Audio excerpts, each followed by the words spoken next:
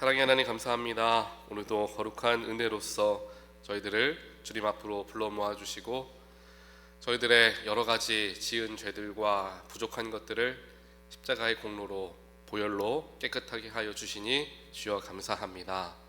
날마다 짓는 여러 가지 죄들을 주님 앞에 나와 회개함을 통하여 정결함을 얻게 되는 우리가 될 수 있도록 하나님 축복하여 주시옵소서.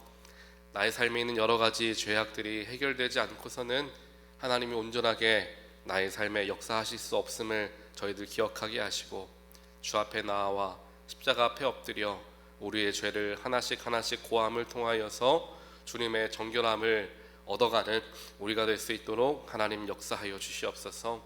또한 오늘도 이렇게 말씀 앞으로 나아갑니다.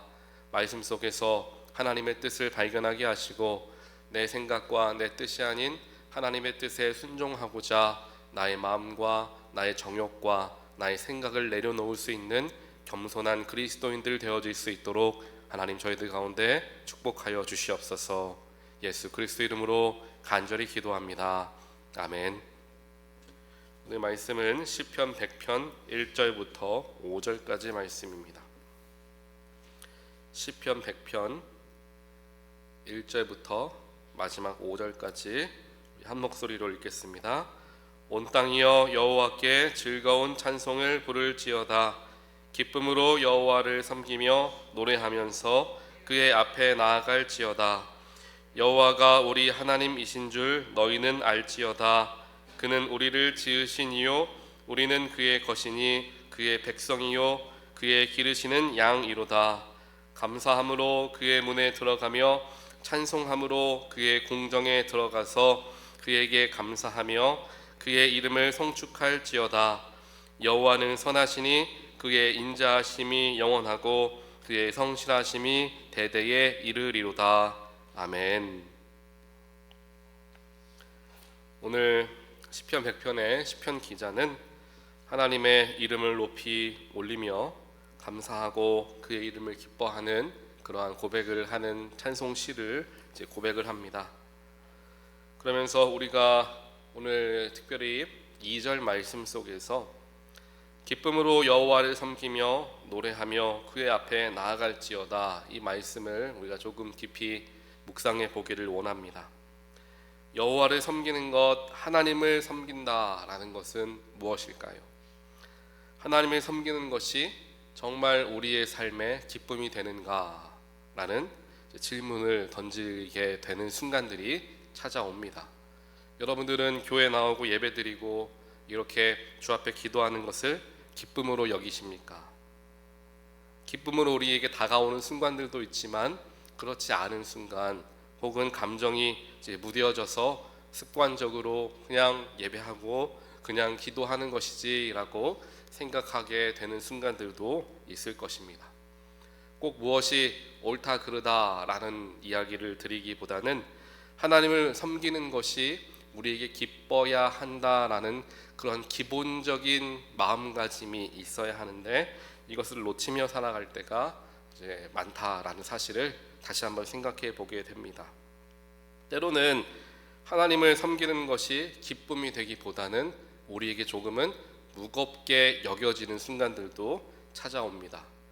하나님을 섬기는 사람으로 세상을 살아가려고 하다 보면 손해보는 일도 생길 수 있고 내가 힘든 일도 참아야 하고 감당해야 되는 순간들도 있기 때문입니다.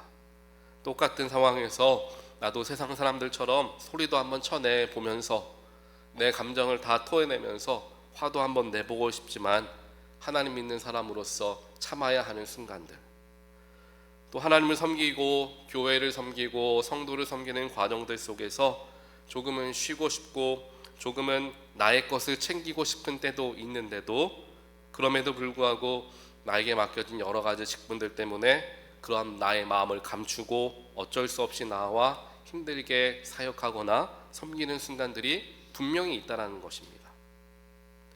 그러한 과정 속에서 우리는 하나님을 섬기는 길이 기쁨으로써 우리에게 찾아오기보다는 조금은 의무감으로 우리에게 다가오는 때를 경험하는 순간들이 많다라는 거죠. 오늘 말씀 2절부터 쭉 마지막 5절까지 살펴보면, 그러면 하나님을 섬기는 것이 우리가 이와 같이 의무감 혹은 하나님 앞에 거룩해지기 위해서 지켜야 할 것으로서 여겨지는 섬김이 아니라 정말 내 영혼이 기뻐서 하나님을 섬기고 하나님을 만나고 예배하고 기도하는 자리가 내 영혼이 즐겁고 기뻐서 할 수 있는 그런 방법은 무엇일까에 대해서 조금 우리가 살펴볼 수가 있습니다.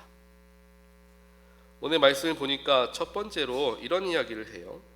우리는 왜 여호와를 섬기는데 왜 기쁠 수 있을까? 보면은 3절에 나오죠. 여호와가 우리 하나님이신 줄 너희는 알지어다 라는 거예요. 하나님이 나의 하나님이라는 것을 내가 알아야 한다는 것입니다.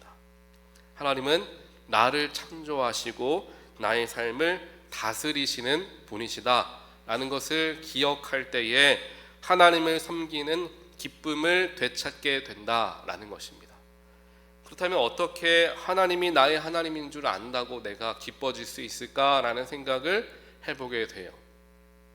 여러분들은 하나님을 믿으면서 어떠한 순간에 최고의 기쁨을 느끼실 것 같습니까?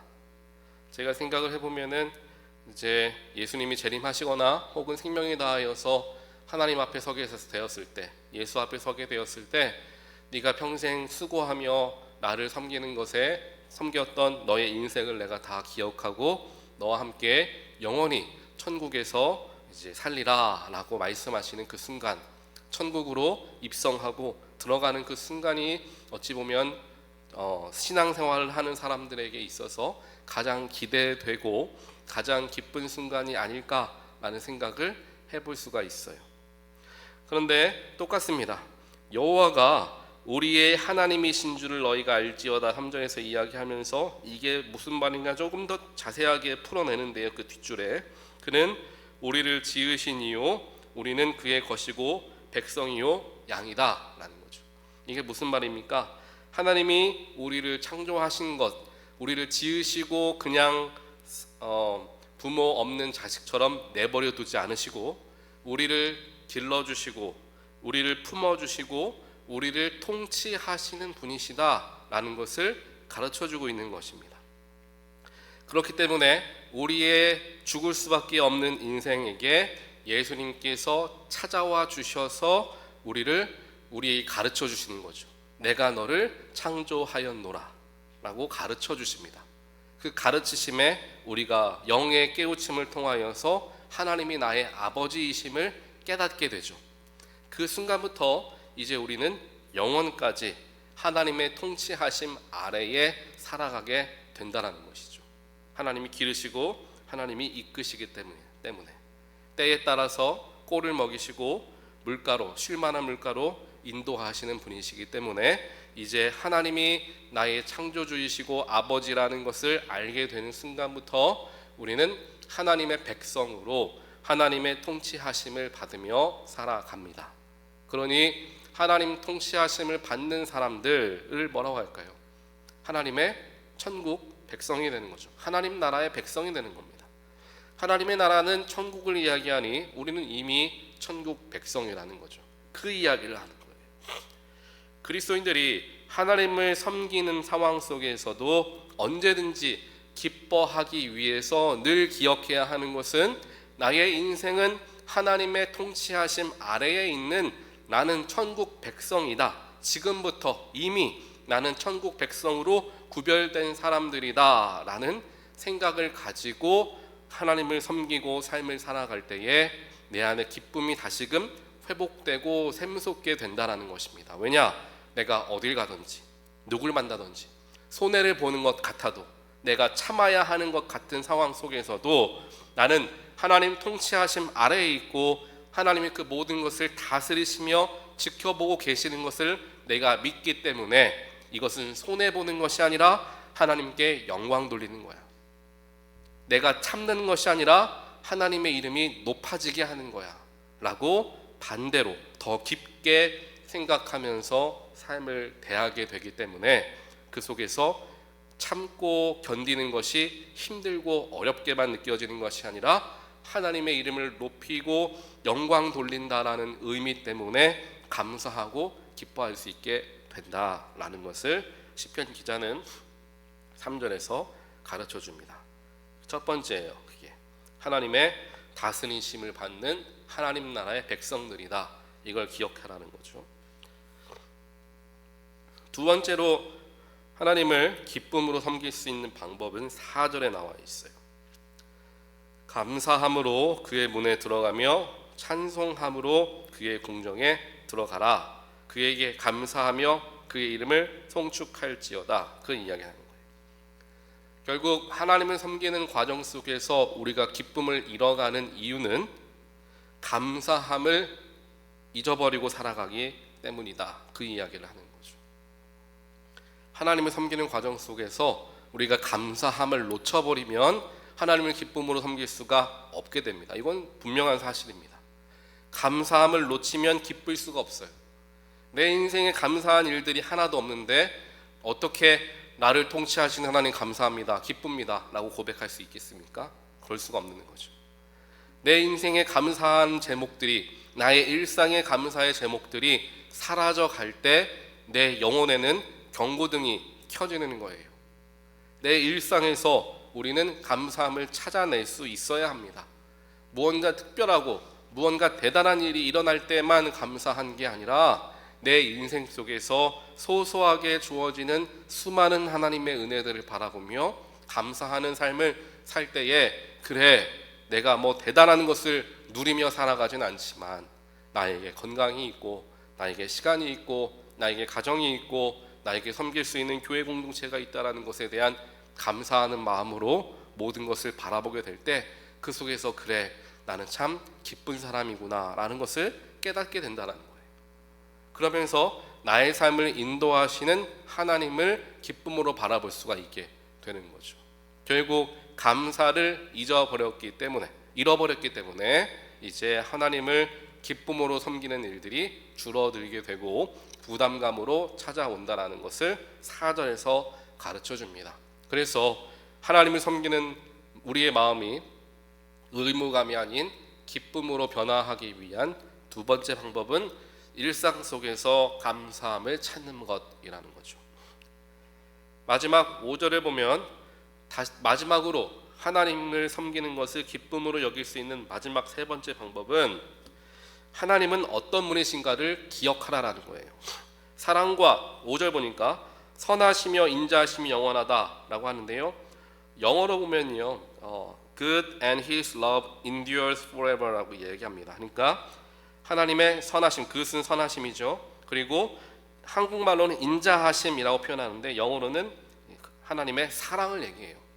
그러니 하나님이 나를 사랑하시고 나를 향한 선한 뜻을 가지고 계시고 그 사랑하심과 그 선하심은 영원토록 이루어지며 나의 대에서 끝나는 것이 아니라 나의 후손에게까지 연결되어지는 놀라운 선하심과 사랑하심의 하나님이다. 이거를 기억해야 된다는 것입니다. 우리가 하나님을 섬기는 상황 속에서 기쁨을 잃어가는 과정에서 우리가 반드시 기억해야 되는 것은 하나님은 선하신 뜻과 계획하심을 가지고 나의 삶을 이끄신다는 거예요. 이거를 놓쳐버리면 순간적으로 찾아오는 문제와 어려움 속에서 우리는 갈등하거나 그 속에서 길을 잃어버리게 됩니다. 하지만 하나님이 나의 삶을 창조하시고 이끌어가는 그 모든 나의 인생 속에서 하시는 것은 하나님의 선하심을 드러내는 것이고 하나님이 저와 여러분들을 사랑한다라는 것을 느끼도록 하는 인생이라는 그 큰 그림을 바라보게 되었을 때 내 순간순간 찾아오는 문제에 일희일비하지 않을 수 있게 된다라는 것 다들 들어보시고 아마 경험도 해보셨으리라 생각합니다. 그렇기에 문제가 찾아오고 어려움이 찾아오니까 내가 하나님을 섬기고 예배를 드리고 교회에서 열심히 봉사하는데도 나의 삶에 어려움이 찾아오고 나의 마음에 문제가 찾아오고 갈등과 관계의 어려움이 찾아오는 상황 속에서 기쁠 수가 없죠. 힘들 수밖에 없다는 얘기입니다. 그때에 우리는 생각해야 돼요. 지금 이렇게 어려움이 찾아오는 과정 속에서도 나의 인생은 여전히 하나님의 선하신 뜻이 내 인생 가운데 일어나고 있고, 이 모든 것도 그 끝을 향하여 나아가는 과정이다라고 내가 바라보고 그 문제를 대하게 된다면, 그 문제가 나의 인생의 지금 이 순간에는 전부인 것처럼 여겨지며 나의 삶과 나의 마음을 뒤흔들지만, 우리가 더 큰 그림으로 나의 인생을 살펴보게 되면 결국 이 모든 것도 다 지나가리라. 그리고 하나님의 선하심이 나의 인생 가운데 분명히 지금도 함께하고 계시고 여전히 주님은 나를 사랑하시는구나 라는 것을 기억하는 그러한 우리의 믿음의 자세가 된다는 거예요. 그 믿음의 자세가 되니까 비록 어려움이 있지만, 그래도 하나님이 나와 함께 하셔. 그래도 하나님은 나를 사랑하셔. 그것을 내가 믿으니 그 속에서도 기뻐할 수 있게 된다는 거예요. 게다가 그 하나님의 사랑하심과 또한 선하심은 나의 인생에서만 끝나는 게 아니라 내 자손들, 후대에까지 대대에 이르리로다 라고 이야기를 하고 있다는 겁니다. 그렇다면 부모로서 나의 영적인 마음가짐이 얼마나 중요한지에 대해서 다시 한번 깨닫게 되죠. 즉 하나님의 선하심과 하나님의 사랑하심과 인자하심이 나의 삶 가운데 가득하다라는 것을 내가 고백하고 살아갈 때에 그 하나님의 사랑과 인자하심이 자연스럽게 우리 후대에게까지 연결되어지고 또한 그게 믿음의 유산이 되어진다라는 거예요. 그래서 하나님의 믿음과 내가 주님을 섬기는 것, 그 모든 것은 내가 열심히 하니까 나에 대해서 끝나는 게 아니라 그 뒷대에까지 계속적인 영향을 미치는 놀라운 일들이 되어짐을 우리가 기억할 때에 내가 하나님 섬기는 것이 조금 더 다른 모양으로 나에게 다가올 수 있다라는 것을 오늘 말씀에서 저와 여러분들에게 이제 가르쳐주고 있습니다. 시편 말씀을 다들 살펴보면은 여러 가지 시편 기자들은 여러 상황 속에서도 힘든 상황, 어려운 상황에서도 똑같이 감사와 기쁨으로 주의 이름을 찬양하라라고 고백하는 찬송시들을 만듭니다. 결국에 그들의 형편과 환경은 비록 어렵다 할지라도 오늘 말씀과 같이 여호와를 섬기는 것이 나에게 기쁨으로써 느껴지지 않는 상황이라 할지라도 거기에 머물러만 있는 것이 아니라 그러면 어떻게 우리는 기뻐할 수 있는가? 하나님 섬기는 것에 어떠한 더 큰 영적인 의미를 우리가 두고 바라볼 수 있는가? 의무가 아닌 기쁨으로, 자원하는 마음으로, 감사하는 마음으로 할 수 있을 것인가에 대해서 생각을 해야 하는 것이고, 그 생각에 대한 답들을 성경에서 우리가 찾아간다라는 것입니다. 오늘 말씀을 우리가 함께 잘 기억하시면서 나의 삶에서 하나님 섬기고 교회 나오고 예배하는 게 그 기쁨이 사라지고 있다면 오늘 말씀드린 이 세 가지, 하나님은 나를 통치하신다, 감사함을 내가 일상에서 고백해야 한다, 마지막으로 하나님은 나의 삶 가운데 선하심과 사랑하심으로 지속적으로 나와 동행하시는 분이시다. 이 세 가지를 꼭 기억하며 하나님을 섬기는 그 기쁨을 다시금 회복하고 더 깊어지는 저와 여러분의 신앙인 생활들이 되시기를 주님의 이름으로 간절히 축원드립니다. 같이 기도하겠습니다. 사랑의 하나님, 감사합니다. 오늘 말씀을 통하여서 하나님을 예배하는 것을, 하나님을 섬기는 것에 기쁨을 잃어가는 시대를 살아가는 우리들의 삶을 돌아보게 하시니 주여 감사합니다. 평생에 걸쳐 주를 섬기다 보니 섬기는 것이 나의 일상 습관이 되었고 또한 의무로서 다가오는 순간을 우리는 경험합니다. 하지만 오늘 시편 기자의 고백을 통하여서 하나님을 섬기는 우리의 마음 자세는 늘 기뻐야 함을 가르쳐 주시고 기쁠 수 있는 방법 또한 가르쳐 주시니 주여 감사합니다. 나의 인생 속에서 함께 하시는, 통치하시는 주님을 바라보게 하시고 또한 나의 삶에서 고백하는 것을 놓치고 살아왔던 수많은 은혜와 조건들을 기억하며 하나님께 감사하게 하시며 또한 하나님의 선하심과 사랑하심이 지금도 우리와 함께함을 기억하게 하여 주시어서 하나님 섬기는 게 부담되는 일, 어려운 일이 아니라 오히려 나의 삶의 기쁨으로 즐겁게 주님을 섬기게 되는 우리 모두가 될 수 있도록 성령께서 오늘 하루 동안 붙들어 주시어서 정말 주님의 기쁨이 나의 일상에 넘치는 귀한 하루가 될 수 있도록 하나님 역사하여 주시옵소서. 이 모든 말씀 예수 그리스도 이름으로 간절히 기도합니다. 아멘.